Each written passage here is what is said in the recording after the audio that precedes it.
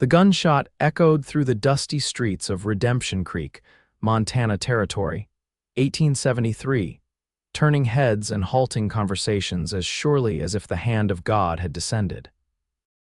Knox Xavier didn't flinch, just tilted his worn Stetson lower against the setting sun and continued walking toward the crowd gathering outside the town's only saloon. The auction wasn't scheduled to begin for another 15 minutes, but already men were jostling for position, their hungry eyes fixed on the makeshift wooden platform where human merchandise would soon be displayed. Knox had seen cattle auctions, horse auctions, even land auctions, but never a woman auction. It turned his stomach sour, yet here he was, $2 heavy in his pocket, walking straight into the thick of it. "Ain't never seen you at one of these before, Xavier," said Emmett Holloway, the livery owner, his breath sour with cheap whiskey. "Finally decided to get yourself some company for that lonely ranch of yours." Knox ignored the question, scanning the crowd instead.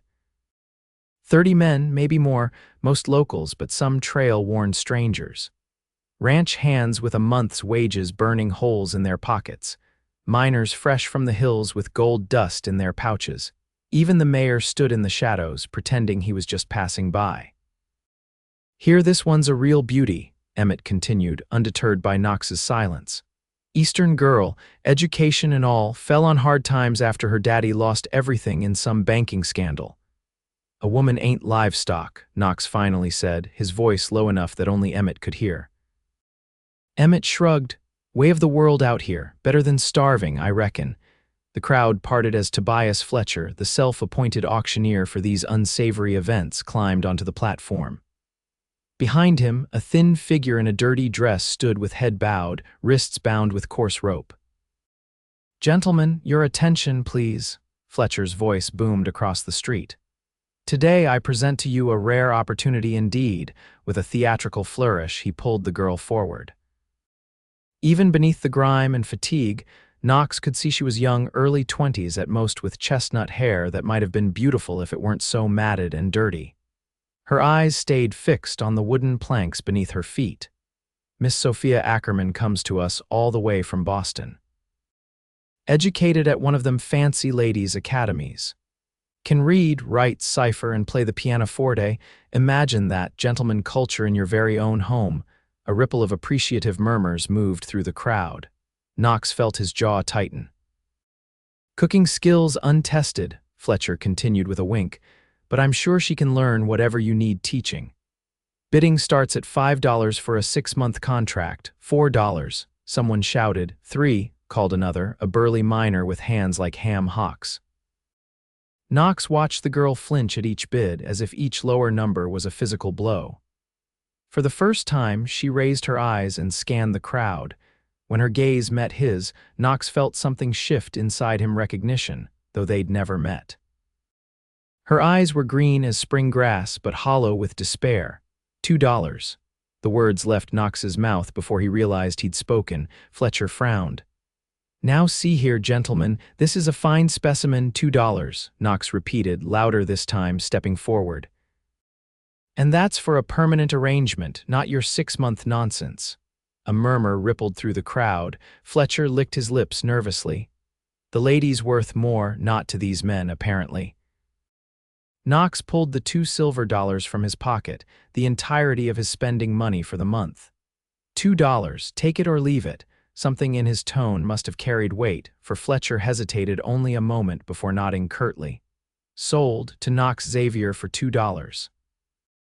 The crowd grumbled, some men spitting in disgust as they turned away. Knox ignored them, climbing the steps to the platform. Up close, the girl Sophia looked even worse, thin to the point of frailty with dark circles under those startling green eyes. She swayed slightly, as if standing took all her remaining strength. Knox cut the ropes from her wrists with his pocketknife. "Can you walk?" he asked quietly. She nodded, though uncertainty flickered across her face. "My wagon's just down the street. It's about an hour's ride to my place." "Your place?" Her voice was barely a whisper, rough from disuse or perhaps thirst. "My ranch," Knox clarified, suddenly aware of how this must look to her, sold to a stranger, being taken to an isolated location. Just to be clear, I don't expect. That is, you'll have your own room with a lock. Confusion replaced fear in her eyes. Then why did you buy me? Knox looked around at the dispersing crowd, at Fletcher counting his coins, at the setting sun painting the dirty street in deceptively beautiful hues of gold and pink. How could he explain what he didn't understand himself? Because nobody should be sold like cattle, he finally said. Come on, let's get out of here before it gets dark. The wagon jostled over the rutted trail leading away from Redemption Creek, each bump sending pain through Sophia's half-starved body. She sat as far from Knox as the wagon seat would allow, watching him from the corner of her eye. He kept his gaze forward, hands steady on the reins, saying nothing. He was younger than most of the men at the auction, 30, perhaps. Tall and lean rather than bulky, with weathered skin that spoke of years working under the Montana sun. His dark hair curled at the nape of his neck beneath his hat, and a few days' worth of stubble shadowed his jaw. Not handsome in the way of Boston gentlemen, but striking in a rough-hewn way. "Why did you really buy me?" she finally asked, unable to bear the silence any longer. Knox glanced at her, then back at the trail. "Told you already." $2 is a strange price for moral outrage. A corner of his mouth twitched. "It was all I had on me. And if someone had bid 3. Then I'd be riding home alone, I suppose," he sighed. "Look, Miss Ackerman, Sophia," she corrected, "if she was to be this man's. Whatever she was to be, formality seemed pointless." "Sophia," he amended, "I don't know what brought you out here or how you ended up on that auction block. It's not my business unless you want to tell me, but where I come from, people aren't property. I couldn't just stand there and watch." "Where do you come from, Mr. Xavier?" "Knox," he corrected in turn. "Pennsylvania originally, came west after the war. The war, of course." That explained the slight stiffness in his left arm she'd noticed, the way he favored his right side when he climbed into the wagon. "I meant what I said about you having your own room," he continued. "I need help around the place, cooking, cleaning, that sort of thing. It's just me out there, and I'm gone most days with the cattle. In return, you'll have a roof, food, and a small wage when I can afford it." It sounded too good to be true, which meant it probably was. Men didn't pay for women at auction out of kindness, no matter how convincingly they played the gentleman. But Sophia had no choice. Her funds had run out 3 towns back, and she'd been traveling on the charity of strangers since then, working when she could find it, going hungry when she couldn't. Then the fever had hit, leaving her too weak to continue, and she'd woken in a cell with Fletcher telling her she'd fetch a good price. "I can cook," she said finally, "and so I'm not much use with heavy work, but I learn quickly." Knox nodded. "That'll do." The wagon crested a small rise, and suddenly the landscape opened before them.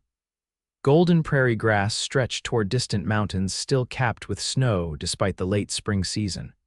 A creek wound through the valley below, its banks lined with cottonwoods just leafing out in pale green. Near the water stood a cabin not large but solidly built, with a small barn and corral nearby. Smoke curled from the stone chimney. "Welcome to Willow Creek Ranch," Knox said, a note of pride in his voice. "It's not much, but it's mine, every stick and stone of it." Sophia studied the homestead with fresh eyes.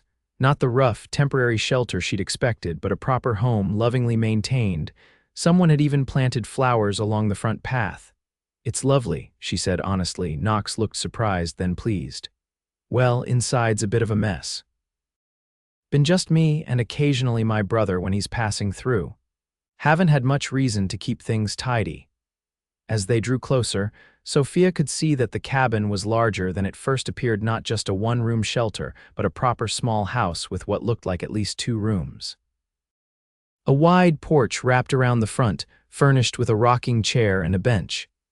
It wasn't the Boston townhouse she'd grown up in, but compared to what she'd feared when Fletcher first dragged her onto that platform, it might as well have been a palace. Knox helped her down from the wagon with careful hands that released her the moment her feet touched ground. "Let me show you around, get you settled, you must be exhausted." The interior was indeed messy, dishes stacked haphazardly, clothes draped over furniture, books and papers scattered across every surface but clean beneath the disarray. A large stone fireplace dominated one wall of the main room, with a cooking area to one side and a wooden table with 4 chairs to the other. A doorway led to what Sophia assumed was a bedroom. "This is the main living area," Knox said unnecessarily. "Kitchen's basic but functional. Bedroom through there is mine." He crossed to another door on the far side of the room. "This will be yours." The second bedroom was small but bright, with a window overlooking the creek.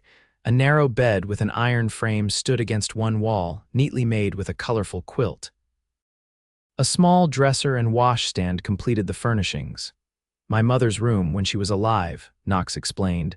"Been empty since she passed 3 years ago. Everything's clean, I air it out regular." Sophia ran her fingers over the quilt, noting the careful stitching. "It's perfect, thank you." "There's a lock," Knox added, pointing to the door. "Key's in the dresser. Use it if it makes you feel safer." The simple acknowledgement of her fears and his respect for them brought unexpected tears to Sophia's eyes. She blinked them away quickly. "I'll get some water heating so you can wash up," Knox said, seemingly not noticing her emotion. "There's a dress of my mother's in the dresser that might fit you. She was a small woman too, and I'll see about finding something for you to eat. You look like you haven't had a proper meal in weeks." "I haven't," Sophia admitted. "Thank you, Mr. Knox." He nodded once and left, closing the door behind him. Sophia waited until his footsteps receded before sinking onto the bed, her legs suddenly unable to support her.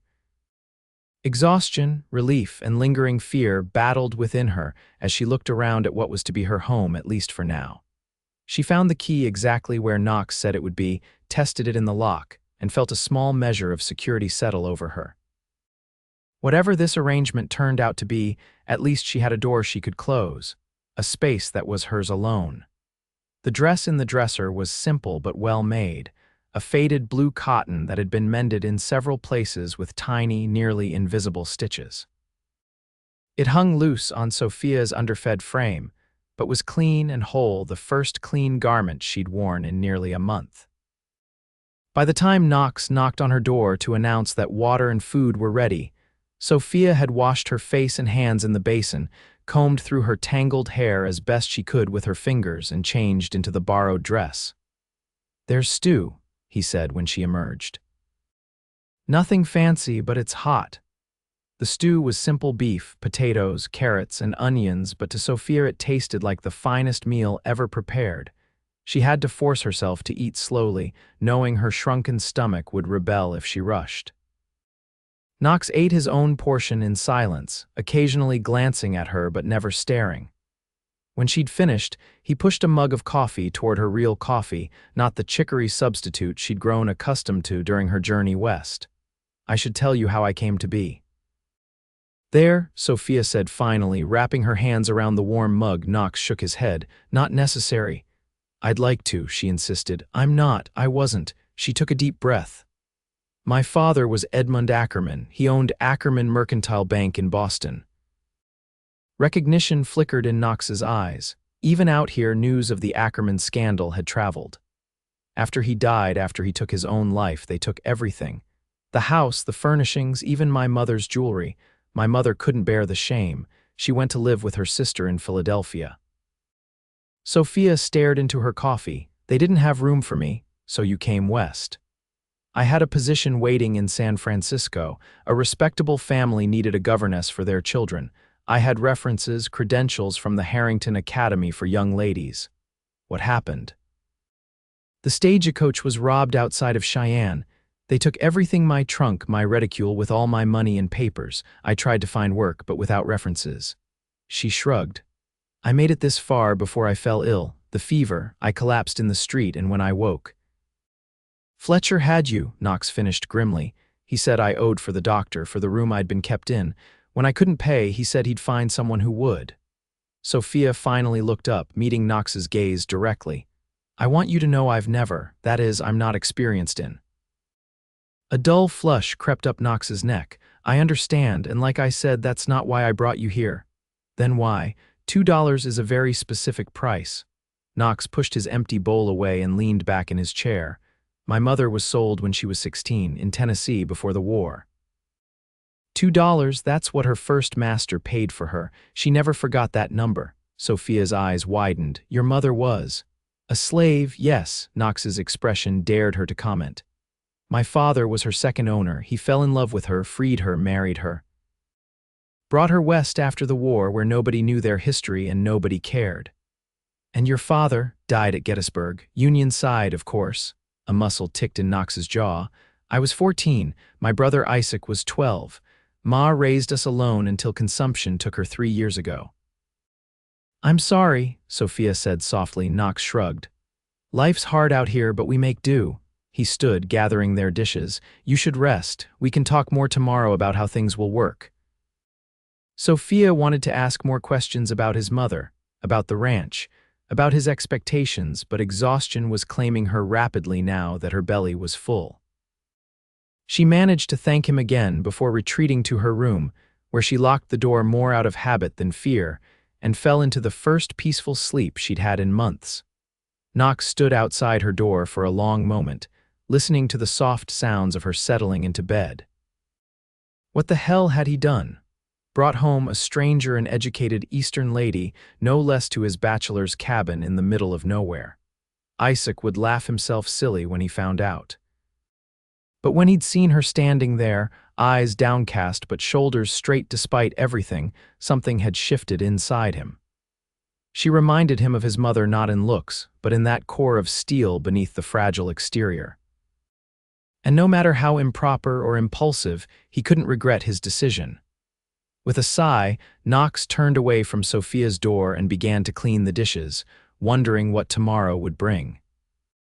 Dawn broke clear and cold over Willow Creek Ranch, painting the distant mountains in shades of purple and gold.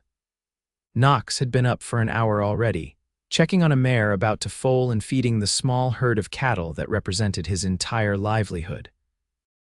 20 head wasn't much, but it was a start. Each year he added a few more, moving slowly toward his goal of 100 head grazing the fertile valley. When he returned to the cabin, the sight of smoke rising from the chimney stopped him in his tracks. For a moment, he feared wildfire. He'd left no fire burning before remembering his new houseguest. The smell of coffee reached him as he climbed the porch steps, and he found Sophia standing at his stove, her back to the door. Good morning, he said, hanging his hat on a peg by the door. She turned, and Knox had to catch his breath.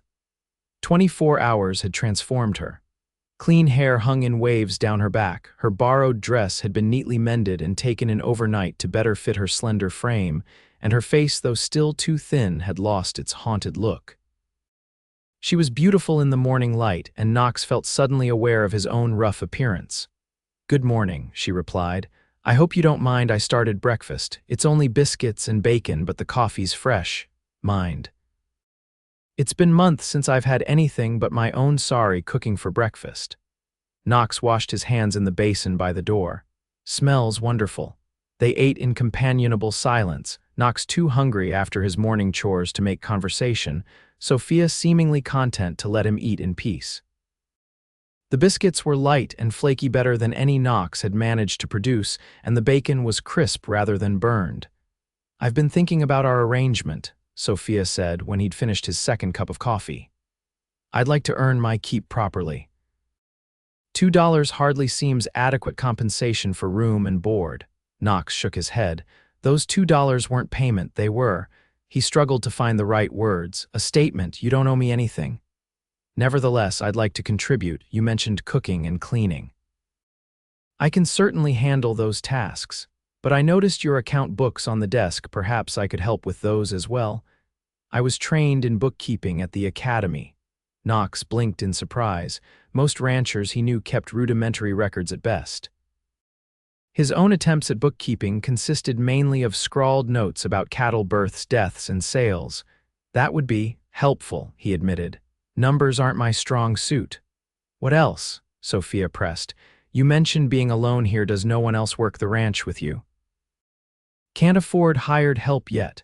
My brother comes through every few months, stays a while, then gets restless.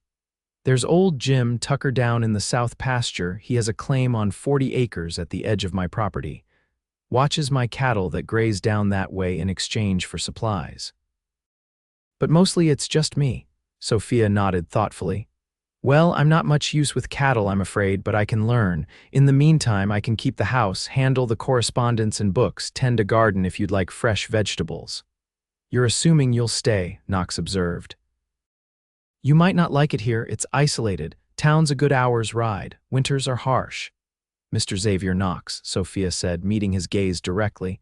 I have nowhere else to go, no money, no references, no family waiting for me. If you're offering me a place here, I'd be a fool not to accept it. Her practicality surprised him.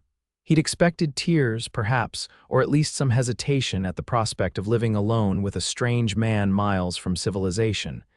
But Sophia Ackerman seemed to have taken the measure of her situation and made her decision. All right then, Knox said. We'll give it a month. If either of us finds the arrangement unsuitable, we'll reconsider. Fair, fair. She extended her hand across the table as if they were business partners concluding a deal. Knox hesitated only briefly before taking it.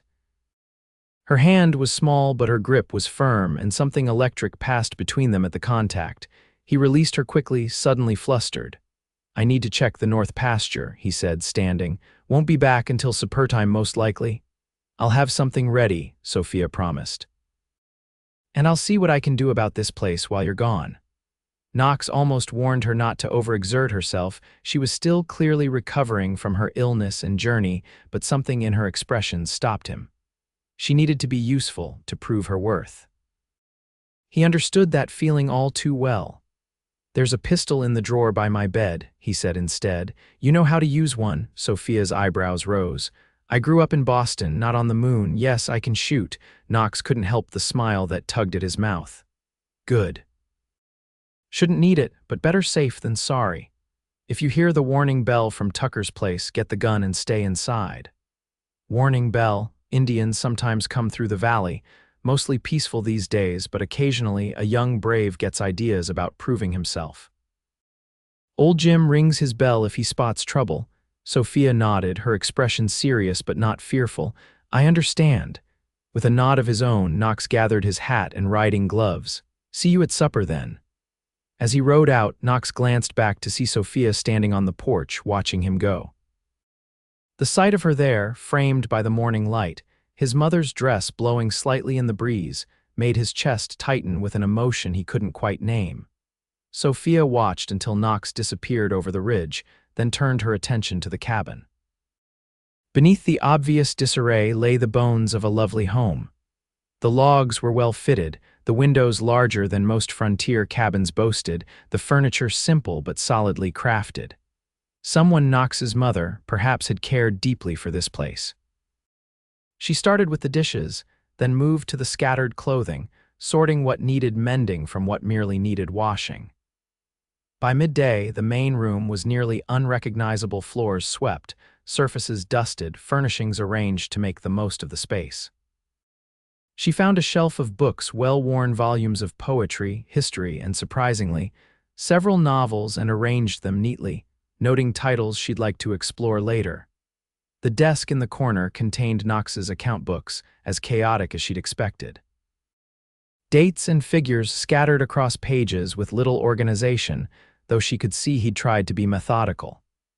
She'd need time to sort through them properly, but her initial review suggested the ranch was modestly profitable, if not prosperous. A trunk beneath Knox's bed, which she approached with some trepidation. Feeling like an intruder, yielded linens that needed washing but would serve to make her own bed more comfortable. In a small chest on top of his dresser, she found a daguerreotype of a handsome young couple, the man tall and fair, the woman petite with rich dark skin and eyes that hinted at Asian ancestry. Knox's parents, surely. The evidence of their unlikely love story was written in their smiling faces. Behind the cabin, Sophia discovered a small vegetable garden, neglected but not beyond saving. She spent an hour pulling weeds under the midday sun, mentally planning what she might plant to supplement their meals. A chicken coop stood nearby, currently empty but sturdy enough to house a few hens if they could acquire some. By late afternoon, she'd accomplished more than she'd thought possible given her still recovering strength. A stew simmered on the stove, Bread dough was rising by the hearth, and the cabin looked more like a home than a bachelor's temporary shelter. Sophia allowed herself a moment of satisfaction before washing up to prepare for Knox's return. The sun was just beginning to set when she heard hoofbeats approaching. Sophia smoothed her hair and checked the stew one last time before stepping onto the porch to greet her employer, though the word felt strange, given their unusual arrangement. Knox dismounted smoothly, though Sophia noticed again the slight stiffness in his left side. He looked tired, but his expression brightened visibly when he saw her waiting. "Something smells good," he called as he led his horse toward the barn. "Beef stew and fresh bread," Sophia replied. "It'll be ready by the time you've seen to your horse." When Knox returned to the cabin 10 minutes later, he stopped just inside the door, his eyes widening as he took in the transformation. "You've been busy," he said, running a hand through his dark hair. "Didn't expect all this." "I hope I haven't overstepped," Sophia said, suddenly uncertain. "I didn't throw anything away, just organized what was here." "No, it's good. Reminds me of when Ma was alive." He moved further into the room, touching the back of a chair, running his fingers along the now clear mantelpiece. "She always said a house needs a woman's touch." The words hung between them, laden with meaning neither was ready to examine. Sophia turned back to the stove, busying herself with ladling stew into bowls while Knox washed up at the basin. "Found your account books," she said to break the silence. "They'll need some work, but you've kept better records than most, I'd imagine." Knox gave a short laugh. "Not saying much. Numbers swim in front of my eyes after too long. I can set up a proper system for you, make it easier to track your profits and expenses." "Profits?" Knox repeated with a wry smile. "That'd be a nice change." They ate together at the cleared table, Knox telling her about his day checking fences and cattle while Sophia shared her discoveries around the homestead. The conversation flowed more easily than either expected, punctuated by comfortable silences rather than awkward ones. "This stew," Knox said as he sopped up the last of it with a piece of bread, "is better than anything I've managed to cook in 3 years." Sophia felt a flush of pleasure at the simple compliment. It's nothing fancy, just basics done properly. Still, makes a difference coming home to a hot meal and a clean house. He hesitated, then added, "Thank you, you're welcome." Sophia gathered their empty bowls.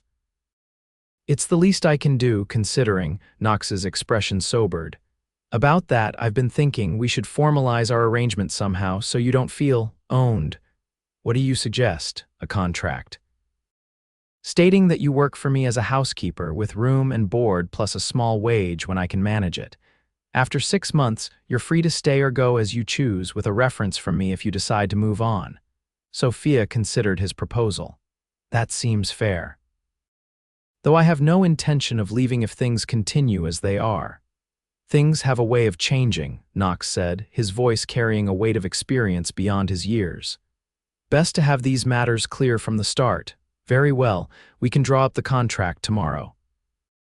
Knox nodded, seemingly relieved. "Good, that's good." That night, Sophia lay in her bed listening to the unfamiliar sounds of the countryside, the distant lowing of cattle, the rustle of wind through cottonwood leaves, the occasional howl of a coyote. Through the wall, she could hear Knox moving about his room, the floorboards creaking beneath his weight. Strange, to be here in this isolated cabin with a man she barely knew, yet feeling safer than she had in months. There was something solid about Knox Xavier, something trustworthy in his quiet manner and direct gaze. He'd saved her from a fate she couldn't bear to contemplate, asking nothing in return except her help with tasks she was happy to perform.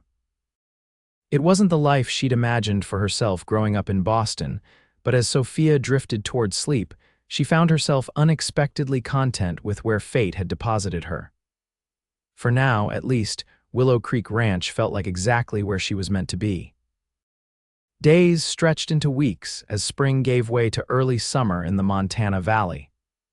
Sophia's strength returned fully, and with it, her determination to make herself indispensable to the running of Willow Creek Ranch.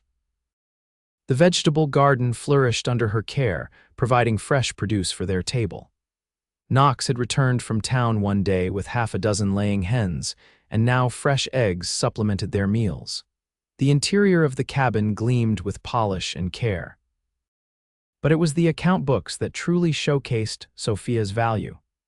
She'd organized Knox's scattered records into a comprehensive system that clearly showed income, expenses, and profit margins. To Knox's surprise, the ranch was doing better than he'd realized, not prosperous by any means, but steadily growing. If we reinvest the profit from this year's cattle sales into breeding stock rather than improvements to the house, we could increase the herd by 15 head next spring, Sophia explained one evening as they sat at the table reviewing her figures. Knox looked up sharply. "We," Sophia faltered. I meant you, of course, it's your ranch." An uncomfortable silence fell between them. Knox cleared his throat. "Your plan makes sense. 15 more head would make a significant difference next year." "The house can wait," Sophia said, eager to move past her slip. "It's perfectly comfortable as it is." "For now," Knox agreed. "But if I'm to build something lasting here, eventually the house will need to grow too." Their eyes met across the table, and something unspoken passed between them. In just a month, they'd fallen into a companionable routine that felt surprisingly domestic. Sophia cooked and kept house. Knox worked the ranch. In the evenings, they often read together by the fire, occasionally sharing passages that struck them. On Sundays, they rode to the top of the ridge to the east and picnicked while looking out over the valley. It was a life that could easily continue this way, Sophia thought. Comfortable, if not exactly conventional.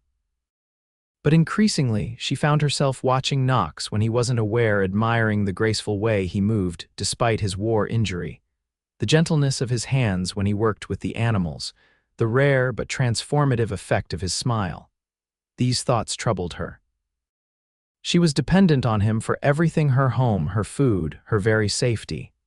Any feelings that might be developing were surely a natural response to his kindness, to the fact that he'd rescued her from a terrible fate. To mistake gratitude for something deeper would be foolish, and yet. Knox, for his part, found himself increasingly distracted by Sophia's presence. He'd catch himself lingering over breakfast just to continue their conversation, or finishing chores early to return to the cabin while the sun was still high. He noticed everything about her: the way she hummed while kneading bread, the serious furrow between her brows when she worked on the accounts, the delicate shape of her hands as they moved across the pages of a book. It wasn't just that she was beautiful, though she grew more so each day as good food and rest restored her health. It was her resilience, her intelligence, her quiet determination to contribute despite the circumstances that had brought her to his door. He admired her in a way that went beyond mere appreciation for her housekeeping skills or companionship, but Knox was acutely aware of the imbalance in their situation. He'd purchased her for God's sake, no matter his intentions. She was dependent on him, isolated from other options. To speak of his growing feelings would be to take advantage of her vulnerability. And so he kept his distance, maintaining a friendly but careful relationship that gave her the space and respect she deserved. The situation might have continued indefinitely in this way, both of them dancing around their unacknowledged feelings, had fate not intervened in the form of an unexpected visitor. The day began like any other, with Knox riding out after breakfast to check on cattle in the north pasture, while Sophia tackled her usual household tasks.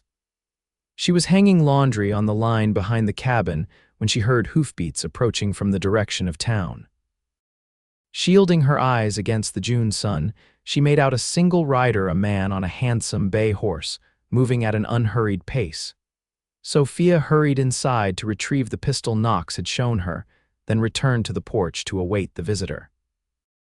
As he drew closer, she could see he was young, perhaps Knox's age or slightly younger, with fair hair and a lean build that reminded her somewhat of her host. "Hello there," the rider called when he was within speaking distance. "You must be the girl Knox wrote about. I'm Knox Xavier, his brother." Sophia lowered the pistol, relief washing through her. "Mr. Xavier, yes, Knox mentioned you might visit sometime."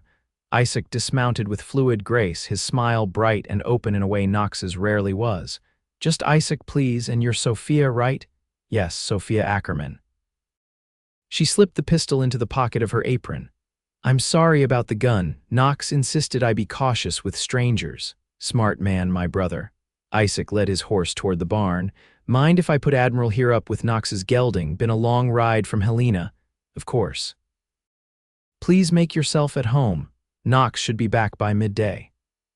While Isaac tended to his horse, Sophia hurried inside to prepare refreshments. By the time he entered the cabin, she had coffee brewing and was slicing bread to go with preserves she'd made from wild berries. Well now, Isaac said, looking around the cabin with raised eyebrows. Place looks different, smells different too, a lot better. I've made some small improvements, Sophia said modestly. Small, last time I was here, I could barely see the floor for Knox's mess. Isaac accepted the coffee she offered, settling into a chair at the table. He wrote that he'd acquired assistance with the household, but he neglected to mention said assistance was a beautiful Eastern lady. Sophia felt her cheeks warm at the compliment. Your brother was kind enough to offer me a position here when I found myself in difficult circumstances. Isaac studied her over the rim of his cup. Knox always did have a soft heart under all that gruffness, takes after our pa that way. Something in his tone made Sophia suspect he knew exactly how she'd come to Willow Creek. He's been a perfect gentleman, she said firmly. Isaac grinned. Never doubted it. My brother's the most honorable man I know to a fault sometimes. He glanced around again. He's lucky to have found you. Place hasn't felt like a home since Ma died. I'm the fortunate one, Sophia corrected. I had nowhere else to go. Isaac's expression sobered. Well, however it came about, it seems to be working out for both of you. They talked easily as they waited for Knox's return, Isaac sharing stories of their childhood and his recent adventures working as a surveyor for the railroad. Sophia found herself liking this more outgoing Xavier brother with his ready laugh and uncomplicated manner.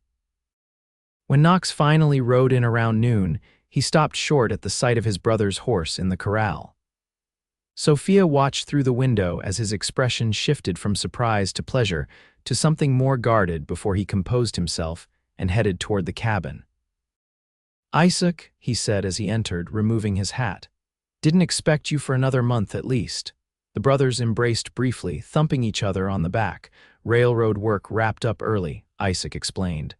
Thought I'd come see how my big brother's faring before heading to California. There's good money to be made out there, they say. Always chasing the next opportunity, Knox said, but his tone was affectionate rather than critical. One of us has to have ambition, Isaac returned with a grin. Can't all be content to watch grass grow and cattle fatten. Sophia served a simple lunch of cold chicken, bread, and pickled vegetables while the brothers caught up. She noticed how different Knox seemed in his brother's presence, more animated, quicker to smile, though still the quieter of the pair. She also noticed how often Isaac's gaze flicked between them, observing their interactions with obvious interest. After lunch, Knox took Isaac to inspect the new section of fence he'd completed the previous week, leaving Sophia to her afternoon tasks. They returned as she was preparing supper, their conversation continuing as if it hadn't been interrupted. I'm telling you, Knox, there's opportunity in California, Isaac was saying. Not just gold, though there's still plenty being found, but land, business ventures. A man with some capital could make a real fortune. I've got all I need right here, Knox replied, washing his hands at the basin. A hardscrabble ranch in the middle of nowhere, 20 head of scrawny cattle, come on, brother. You could sell this place for a decent sum now that you've improved it, start fresh somewhere with more potential. Sophia kept her back to them, pretending to focus on the venison stew simmering on the stove, but her heart raced at Isaac's words. Would Knox consider selling? The thought of losing this place, her safe haven, sent a wave of anxiety through her. This is home, Knox said firmly. Has been since Pa brought us here. I'm not selling. Even with the Indian troubles brewing, Isaac pressed. Heard in Helena there have been raids just 2 valleys over. Knox glanced at Sophia, who had turned at this news. Nothing serious around here, just young braves showing off, mostly. For now, Isaac said darkly. Army's pushing them harder every year. Sooner or later there'll be real trouble, even in this peaceful valley of yours. We'll manage, Knox said. Always have. The conversation shifted to lighter topics as they ate, but Sophia remained preoccupied with Isaac's words. She'd grown to love Willow Creek in the short time she'd been there. The thought of Knox selling, of having to start over somewhere else perhaps without her, left her feeling hollow. Later, after both men had retired to their rooms, Isaac taking the small spare room that had once been a storeroom, Sophia sat alone by the dying fire. The cabin was quiet except for the occasional creak of the settling logs and the soft sound of Isaac's snoring from the back room. A floorboard creaked behind her, and she turned to find Knox standing in the doorway of his bedroom, still fully dressed. "Can't sleep?" he asked softly, moving to sit in the chair opposite hers. Sophia shook her head. "Too much on my mind, I suppose." "Isaac has that effect on people." Knox smiled slightly. "Always stirring things up. He means well, he does.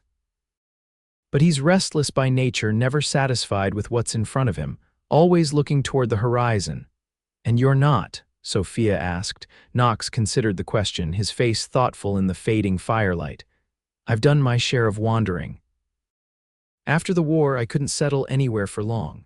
Took odd jobs, drifted west. But when Pa died and Ma needed help with the ranch, I came home, found I'd missed having roots. And now, are you content here?" His eyes met hers, dark and intent.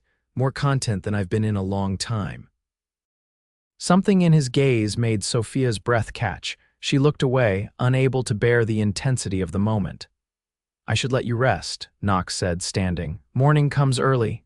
"Knox," Sophia said impulsively, "you wouldn't really sell the ranch, would you?" He paused, looking down at her with an expression she couldn't quite read. "No, this is my home." He hesitated, then added softly, "Our home for as long as you want it to be." With that, he returned to his room, leaving Sophia staring after him, her heart beating an unfamiliar rhythm against her ribs. Isaac stayed for a week, his presence bringing a new energy to the quiet routine of the ranch. He helped Knox with repairs to the barn roof, accompanied Sophia on a berry-picking expedition that yielded enough fruit for a dozen jars of preserves, and entertained them in the evenings with stories of his travels. On his last night, after Sophia had retired to her room, the brothers sat on the porch sharing a bottle of whiskey and watching heat lightning flicker over the distant mountains. "You're in love with her," Isaac said without preamble. Knox nearly choked on his drink. "What, Sophia?" "You're in love with her." Isaac turned to look at his brother. "Don't bother denying it. I've seen how you look at her when you think no one's watching." Knox stared out at the darkened valley, neither confirming nor denying his brother's observation. "She feels the same, you know," Isaac continued casually. "Gets this soft look in her eyes whenever you enter a room, hangs on your every word." "You're imagining things," Knox muttered. "Am I? Then you won't mind if I ask her to come with me to California." "Pretty girl like that could do well out there. Lots of lonely men with money to spend." Knox's head snapped around, his expression thunderous before he caught the mischievous glint in his brother's eye. "You're baiting me, and you're taking the bait," Isaac laughed softly. "Proving my point quite nicely." They sat in silence for a moment, the only sound the occasional rumble of distant thunder. "It's not that simple," Knox finally said, "because you bought her, ancient history." 2 months is hardly ancient history."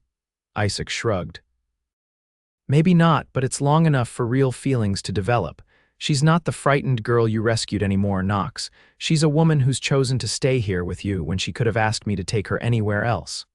She has nowhere else to go." "Nonsense." "Woman like that, with her education and looks. She could find a position in any decent town, or find herself a husband who'd be proud to have her." Knox frowned into his whiskey. "She deserves better than a broken-down ex-soldier with a struggling ranch. That what you think of yourself?" Isaac asked, sounding genuinely surprised. "Brother, you're the strongest man I know, built this place from almost nothing after Pa died. And as for the ranch, struggling from what Sophia showed me in those account books of hers, you're doing better than half the outfits in the territory." "Thanks to her," Knox admitted. "She's organized everything, found ways to save money, increase profits. All the more reason to make things permanent between you." Isaac tipped back his glass, finishing his whiskey. before someone else recognizes what a treasure she is and tries to steal her away. It has to be her choice, Knox insisted, free and clear with no obligation or gratitude clouding things. Isaac stood, stretching. Then make sure she knows she has a choice, that's all I'm saying. He clapped his brother on the shoulder. I'm turning in. Early start tomorrow if I want to make Helena by nightfall. Left alone on the porch, Knox considered his brother's words. Was it possible Sophia felt something for him beyond gratitude and friendship? He'd been so careful to keep his growing feelings in check, to treat her with the respect she deserved. Perhaps too careful if Isaac was right, but the timing felt wrong. She'd been with him such a short time, still finding her footing in this new life. To speak of deeper feelings now might seem like he was pressing his advantage, leveraging her dependence on him. No, better to wait.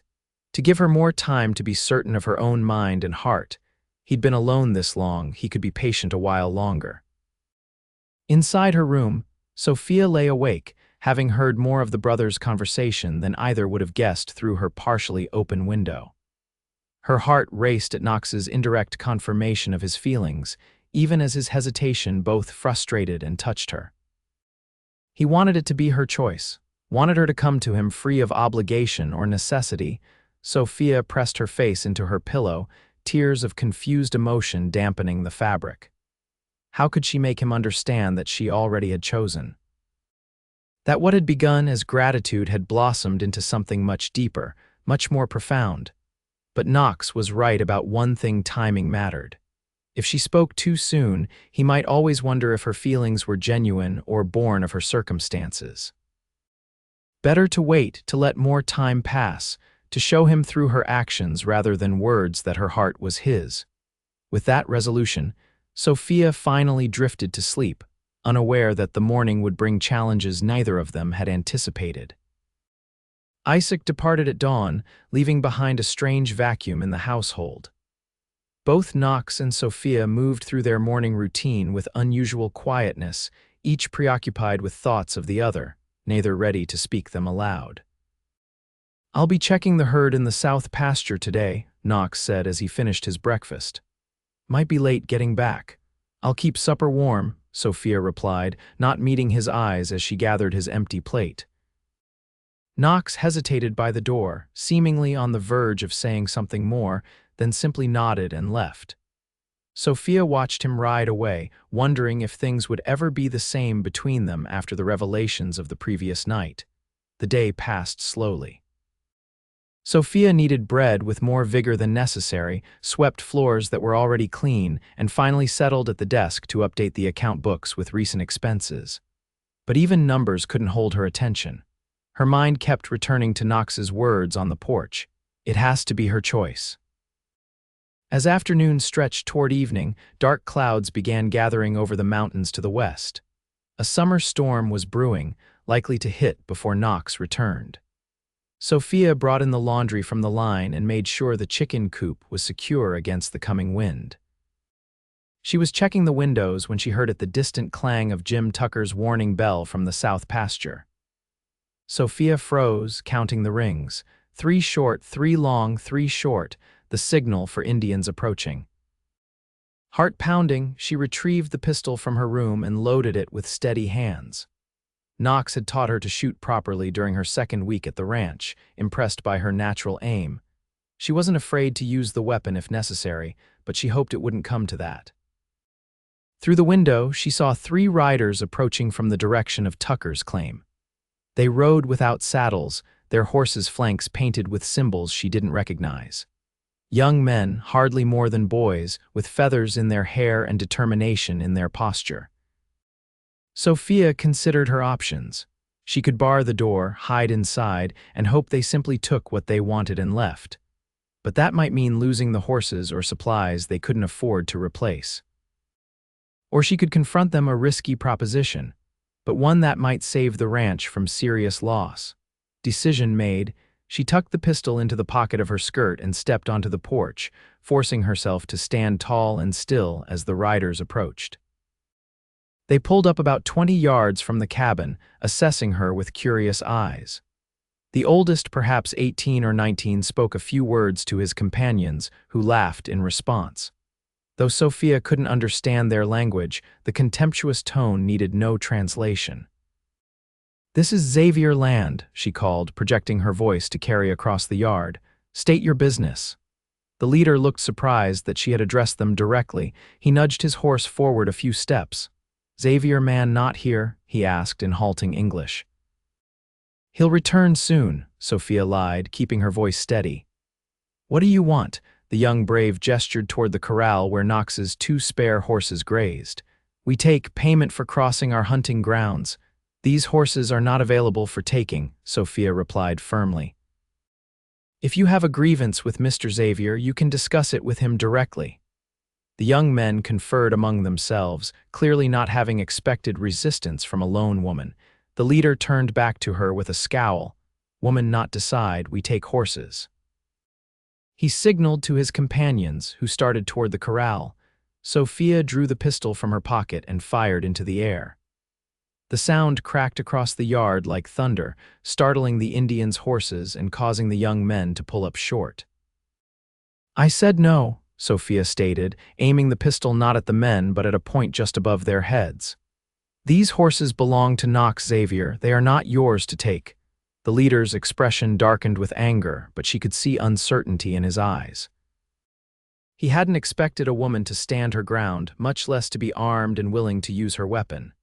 "You shoot Indian, more come," he warned. "Many more, burn cabin, take horses anyway." "I don't want to shoot anyone," Sophia said truthfully, "but I will protect what belongs to this ranch." She steadied her aim. "Now turn around and leave the way you came." For a tense moment, Sophia thought the young brave might charge, forcing her hand. But after a long, measuring look, he said something sharp to his companions and wheeled his horse around. With resentful glances back at her, all 3 departed, riding hard toward the ridge that marked the southern boundary of the ranch. Sophia's legs nearly gave out once they were out of sight. She sank onto the porch steps, the pistol heavy in her suddenly trembling hand. She'd managed to drive them off this time, but the young brave's threat lingered. If they returned with more warriors, she wouldn't be able to hold them off alone. The sky opened then, rain falling in sheets as the storm finally broke. Sophia retreated inside, securing the door and checking the windows again. She kept the pistol close as she moved about the cabin, stoking the fire and preparing a simple supper that could keep if Knox was delayed by the weather. Hours passed with no sign of him. The rain continued unabated, drumming on the roof and streaming down the windows. Darkness fell early under the storm clouds, deepening Sophia's worry. Had Knox encountered the same young braves? Was he out there injured or worse? Just as she was considering whether to saddle a horse and go looking for him, storm or no storm, she heard hoofbeats splashing through the mud of the yard. Peering through the rain-streaked window, she made out Knox's familiar silhouette dismounting from his gelding. Relief made her dizzy. Sophia flung open the door, heedless of the rain that immediately soaked her dress. "Knox, thank God," he hurried up the porch steps, dripping wet and mud splattered. "Sophia, what's wrong?" "Indians," she explained quickly. 3 young men, they tried to take the horses. I fired a warning shot and they left, but they threatened to return with more." Knox's expression hardened. "Are you hurt?"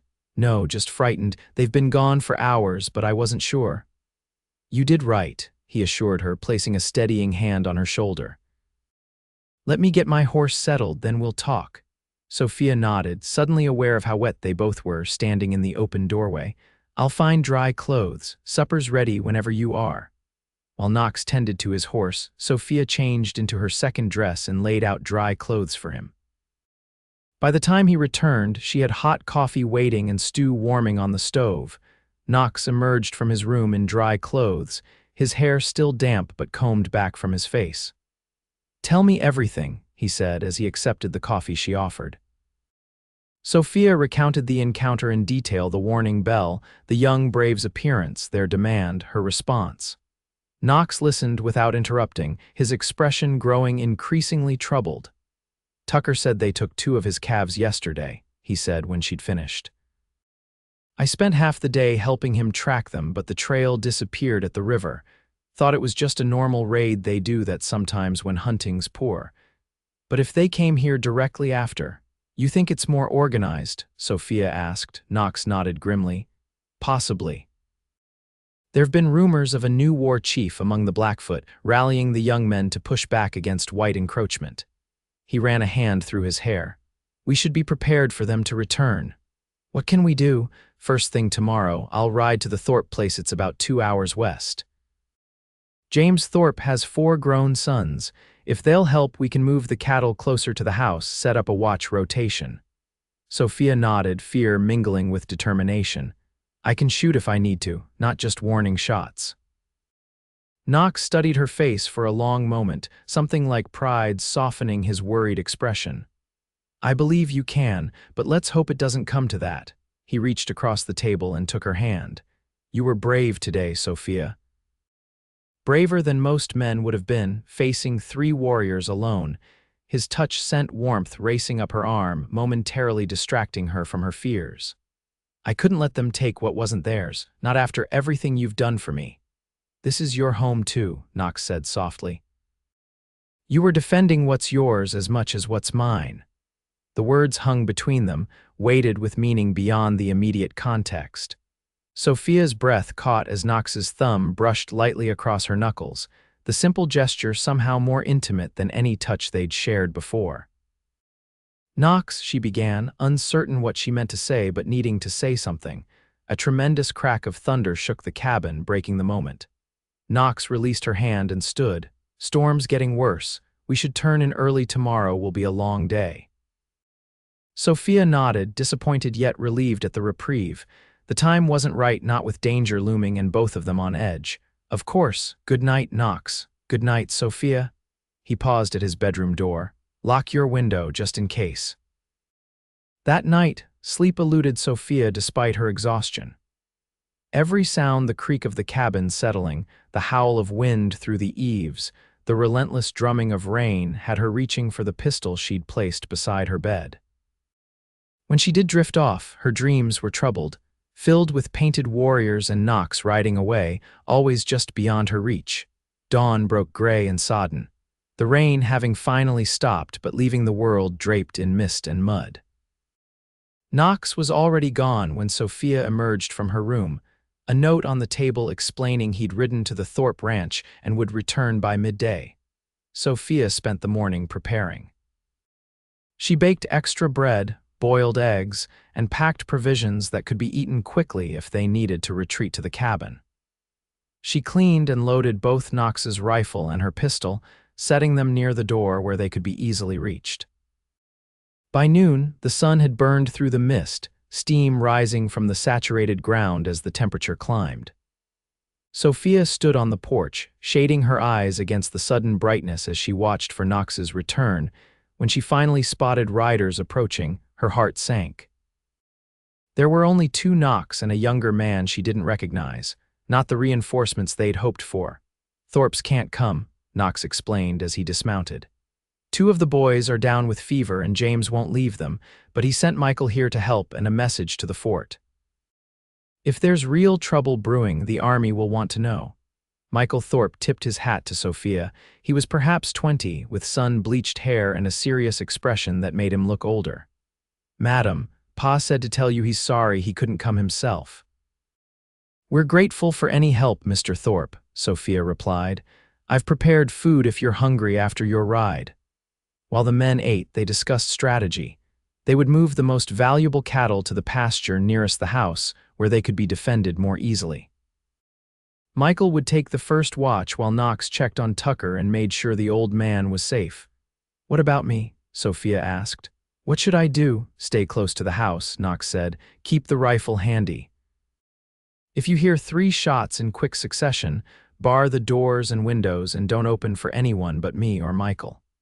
Sophia nodded, accepting the plan, though she disliked the idea of waiting passively while the men faced potential danger. I'll keep watch from the porch. I can see most of the nearby pasture from there. The afternoon passed without incident. Knox returned from Tucker's place reporting that the old man was fine if rattled by the previous day's theft. The three of them ate a quiet supper, tension visible in the set of Knox's shoulders, and the way Michael's eyes constantly drifted to the windows. As dusk approached, Michael took up his position on the ridge overlooking the south approach to the ranch. Knox checked and rechecked their defenses, moving restlessly between the house and barn. "You should rest," Sophia told him as he returned from yet another perimeter check. "You've been going since dawn." Knox shook his head. "Can't rest, not until I'm sure you're safe." "I'm not helpless," she reminded him. "And we have warning systems in place. Michael's watching. The horses will alert us to strangers. You need your strength." He sighed, running a hand through his hair. "You're right, I know you're right." He glanced toward his bedroom door. "Wake me at midnight." "I'll take over from Michael then."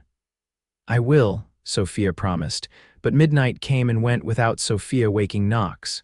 She'd taken up position on the porch, rifle across her lap, determined to let him get as much rest as possible. The night was clear and still, stars brilliant in the vast Montana sky. From her vantage point, she could see Michael's silhouette on the ridge, occasionally moving but mostly still, a faithful sentinel. It was nearly 2 in the morning when Sophia noticed the change. The night birds that had been calling sporadically fell silent. The horses in the corral, which had been dozing, suddenly raised their heads, ears pricked forward. And Michael's silhouette was no longer visible on the ridge. Heart racing, Sophia slipped back inside the cabin. "Knox," she called softly, then louder when he didn't immediately stir. "Knox, wake up." He was instantly alert, reaching for his gun before his eyes were fully open.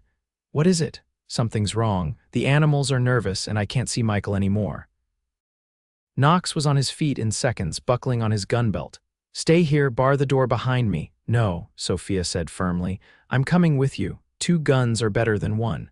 He looked as if he might argue, then nodded sharply. "Stay close, do exactly as I say." They slipped out into the night, moving quietly along the shadow of the cabin. Knox led the way toward the ridge where Michael had been stationed, both of them scanning the darkness for any sign of movement. They found Michael halfway down the slope on the far side, unconscious but alive, a bloody gash on his temple. Knox crouched beside him, checking his pulse. "Looks like he was struck from behind," he whispered. "Recently the blood's still wet." A horse nickered nearby, not one of theirs, but a different tone. Knox straightened, pulling Sophia down beside him. "They're here," he breathed. "At least 6 from the sound of it, coming up from the creek bed where they wouldn't be seen against the ridge." "What do we do?" Sophia whispered back, fear and determination warring within her. "Get back to the cabin. It's defensible. I'll carry Michael." They moved as quickly and quietly as possible, Knox supporting Michael's semi-conscious form between them. They had nearly reached the yard when a war cry split the night, followed by the thunder of hooves. "Run!" Knox shouted, practically dragging Michael toward the cabin. Sophia raced ahead, turning at the porch to provide covering fire if needed. Through the darkness, she could make out 5 or 6 mounted figures emerging from the shadows of the cottonwoods, whooping and firing rifles into the air. Knox and Michael reached the porch steps just as the first riders entered the yard. Sophia helped drag the young man inside, then turned to find Knox still on the porch, rifle raised. "Knox, come inside." "Get Michael to my room," he ordered without looking back. "Barricade yourselves in. I won't leave you out here alone." A rifle shot kicked up splinters from the porch railing inches from Knox's head. He ducked, then returned fire, his shot finding one of the raiders and unseating him with a cry of pain. "Sophia, please," Knox said, his voice strained. "I can't fight if I'm worried about you." Before she could respond, Michael groaned and staggered against her, nearly falling. She had no choice but to help him into the cabin, her heart torn between duty to the injured young man and fear for Knox facing multiple attackers alone. She settled Michael on Knox's bed, pressing a folded cloth to his head wound. "Stay here," she instructed. "Don't move." Grabbing Knox's spare rifle from its rack on the wall, Sophia returned to the main room just as the front door burst open. Knox backed in, firing once more before slamming and barring the door. "They've set fire to the barn," he reported grimly, moving to the window to assess the situation. "Looks like 8 or 9 of them, more than the boys from yesterday. These are experienced warriors." Sophia joined him at the window. The barn was indeed burning, flames already licking at the roof. In its light, she could see the raiders clearly painted for war, armed with rifles as well as traditional weapons. "What do they want?" she asked, fear making her voice shake despite her efforts to control it. "To drive us out, or kill us if we resist." Knox's expression was grim. "This isn't a random raid anymore, this is a message," a voice called from outside in heavily accented English. "Xavier, come out, talk." Knox hesitated, then moved to the door. "Stay back," he told Sophia, unbarring the door just enough to call through the crack. "I'm here, what do you want?" "Land back," came the reply. "White men go or die." "This land was purchased fairly from your chief 10 years ago," Knox called back. "We've respected your hunting grounds, kept to the agreement." A derisive laugh answered him. "Old chief dead, new chief say agreement no good, white men take too much." Sophia's mind raced. They were outnumbered and trapped. The raiders had already burned the barn, the cabin would be next. Even if they somehow survived until morning, what then? The nearest military outpost was 2 days' ride away. "Maybe we should negotiate," she suggested quietly. "Offer them something in exchange for peace." Knox shook his head. "They're not interested in negotiation. This is a show of force. If we appear weak, they'll take everything." "Then what do we do?" Sophia asked, struggling to keep panic from her voice. Knox was silent for a long moment, his expression unreadable in the dim light of the cabin. Finally, he turned to her, his eyes filled with a mixture of determination and regret. "I'm going out there." "No," Sophia seized his arm. "They'll kill you." "Maybe, but maybe I can convince them to take what they want and leave you and Michael unharmed." "I won't let you sacrifice yourself," Sophia insisted. "There has to be another way." Knox cupped her face in his hands, his touch achingly gentle. "Sophia, listen to me. If anything happened to you, I couldn't bear it. You've brought light back into my life when I thought it was gone forever." He broke off as something thudded against the side of the cabin. A moment later, the smell of smoke reached them. "They're setting fire to the cabin," Knox said grimly, releasing her. "We're out of options." The sound of galloping hooves suddenly filled the yard, many more than the raiders had brought. Shouts in English mixed with cries of alarm in the Blackfoot language. Gunfire erupted, quick and disciplined rather than the sporadic shots of before. Knox and Sophia exchanged startled looks before he cautiously approached the window again. "Cavalry," he reported with disbelief. "A full detachment by the looks of it." The shooting stopped as quickly as it had begun. A commanding voice called for the remaining raiders to surrender, which they apparently did, as no further shots were fired. After a tense minute, a knock came at the cabin door. "Xavier, it's Captain Reynolds, Fort Shaw. You folks all right in there?" Knox unbarred the door to reveal a tall man in a cavalry uniform, a dozen soldiers visible behind him securing the subdued raiders. "Captain," Knox greeted him with evident relief. "Your timing is impeccable, but how?" "Got word from James Thorpe that there might be trouble brewing. Been tracking a war party for 2 days now. When we saw the fire, we came at a gallop." The captain glanced past Knox to where Sophia stood, rifle still in hand. "Madam, you're unhurt?" "Yes, but Michael Thorpe is injured," she replied, "in the back room." While a military doctor tended to Michael, Captain Reynolds explained that the raids were part of a larger pattern. A new Blackfoot leader had been inciting young warriors to reclaim territory, targeting isolated homesteads first. "You folks were lucky," Reynolds concluded. "If we'd been an hour later," Knox's hand found Sophia's, gripping it tightly. "We're grateful, Captain, more than we can say." The cavalry departed at dawn, taking the captured raiders with them. They'd extinguished the barn fire before it could destroy the entire structure, though repairs would be needed. Michael, his head bandaged but his spirits intact, rode with them to be returned to his family. Left alone in the quiet aftermath, Knox and Sophia surveyed the damage to their home. The barn's east wall was charred but standing. The cabin had one scorched corner where the raiders had attempted to start a fire. Miraculously, none of the livestock had been lost, though the horses were still skittish from the night's events. "It could have been so much worse," Sophia said softly as they stood in the yard, watching the sun rise over the eastern ridge. Knox nodded, his face drawn with exhaustion but his eyes clear. "I almost lost everything last night, the ranch, my life." He turned to her, taking both her hands in his. Sophia's heart quickened. "Knox. I need to say something, Sophia, something I should have said weeks ago." He took a deep breath. "When I first saw you on that auction block, something inside me knew you were meant to be part of my life, not as property, not as an employee, but as more, so much more." Tears filled Sophia's eyes. "I felt it too, even then, as afraid as I was. I've been holding back, telling myself it was too soon, that you needed time to be sure of your own heart without feeling obligated to me." Knox's hands tightened on hers. "But last night, facing the possibility of losing you, I realized how foolish I've been. Life's too uncertain, too precious to waste." "It is," Sophia agreed, her voice barely above a whisper. "I've known for weeks that I love you, Knox. Not from gratitude or necessity, but for who you are, your kindness, your strength, your quiet way of caring for everything and everyone around you."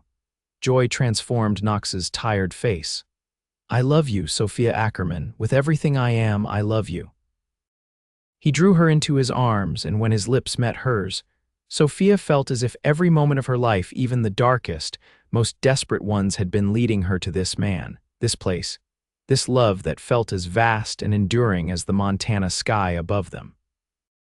Knox's proposal came 3 days later, as they sat on the porch watching the sunset paint the mountains in gold and crimson.